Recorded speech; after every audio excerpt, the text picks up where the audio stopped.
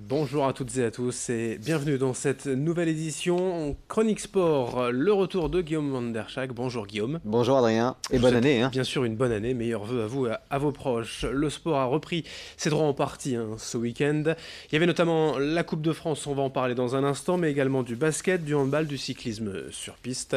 Honneur donc au ballon rond d'abord avec les 32e de finale de la Coupe. Oui, et on va commencer par dire que d'abord c'est un petit coup dur parce que les clubs nordistes, ils ont été un petit peu décimés. Gravelines, Lens et Valenciennes sont passés à la trappe.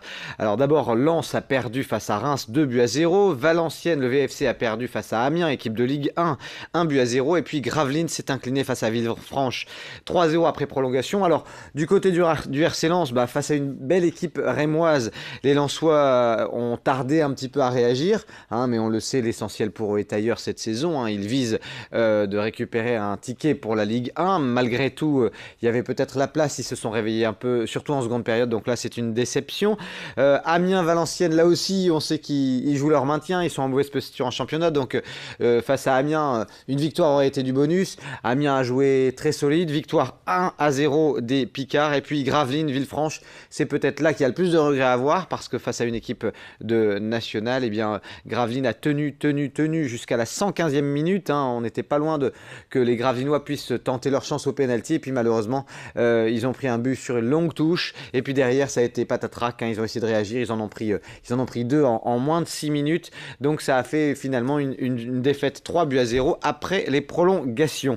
Donc voilà, c'était difficile pour ces trois équipes-là. Alors 3 défaites, effectivement, 3 éliminations, mais une lueur dans cette nuit, on va dire, avec la qualification de l'Iris Club de Croix. Ouais, ces joueurs croisiens sont décidément surprenants. C'est la 3e fois en 5 ans qu'ils se qualifient pour ce stade de la compétition. Ils ont vraiment un truc avec la Coupe de France, les joueurs de l'Iris Club de Croix. Et puis une victoire en plus plutôt maîtrisée face à une équipe de division juste inférieure.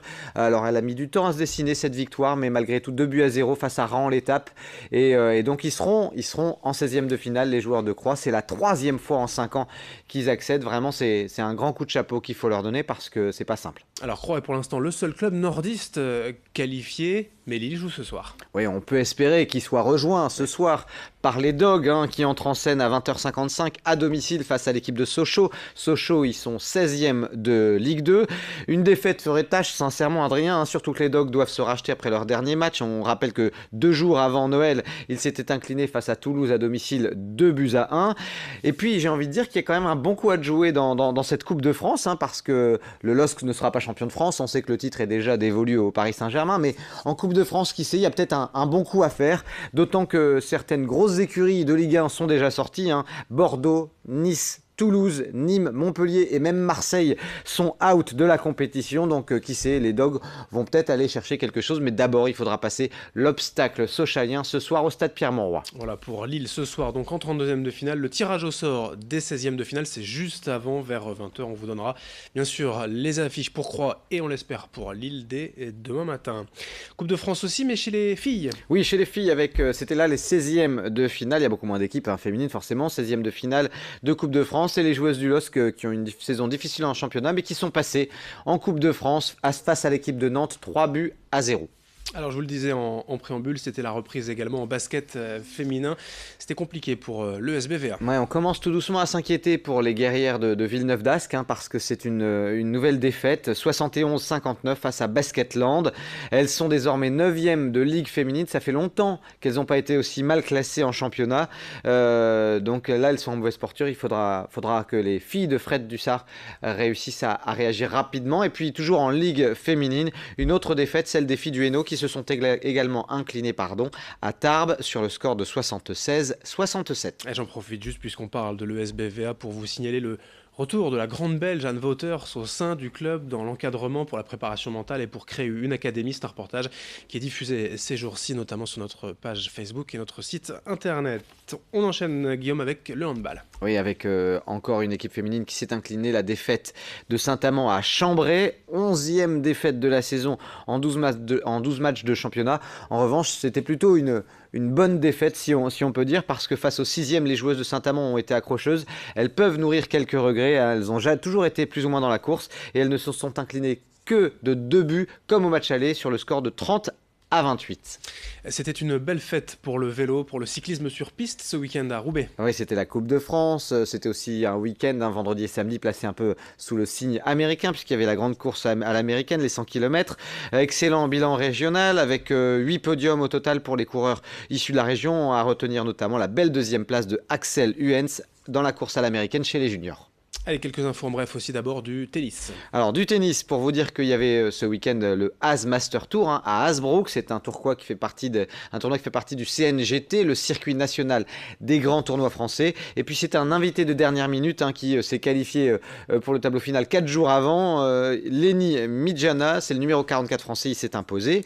En rugby, Fédéral 2. Fédéral 2, absolument. Marc qui n'en finit plus de surprendre ce monde. 12e match, 12e victoire. Et là, c'est Chartres qui est passé à la moulinette avec une victoire 35-19 pour les Marquois. On peut espérer que les Marquois filent tout droit vers la Fédérale 1. Ouais, c'est même très très bien engagé. On voit pas ce qui pourrait venir chambouler la baraque marquoise. Ils sont vraiment très forts cette saison. Pour retrouver ce qui était, on vous le rappelle, le niveau du défunt LMR. On continue également avec du hockey sur glace. Oui, de la deuxième division avec Valenciennes, Wascal, c'était un derby. Et ce sont les Lions de Wascal qui se sont imposés. 6-1. C'est dur pour Valenciennes. Et puis un dernier mot peut-être de badminton avant de vous parler quand même d'Adrien Van Beveren qui va s'élancer pour le Dakar. Badminton, Arras qui a battu Strasbourg 6-2.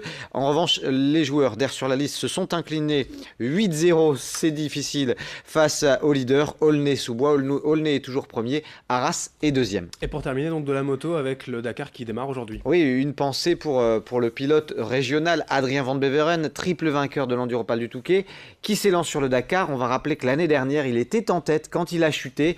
On le voyait s'imposer pour la première fois et puis ça n'a pas été le cas. Donc là, forcément, tous les regards sont tournés vers lui, le pilote de la région de Saint-Omer. Il a vraiment les moyens de s'imposer. Il a le talent pour, donc on va le suivre dans les prochaines journées. On vous tiendra au courant de ses performances. Toute la région est avec Adrien Van Beveren pour tenter une première victoire sur le Dakar. D'autant que ce Dakar 2019, c'est 100% Pérou, mais je crois à 3/4 dans le sable. Donc forcément, ça lui conviendra.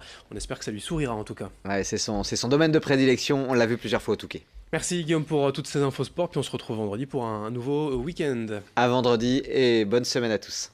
Merci de votre fidélité. Très belle journée en notre compagnie.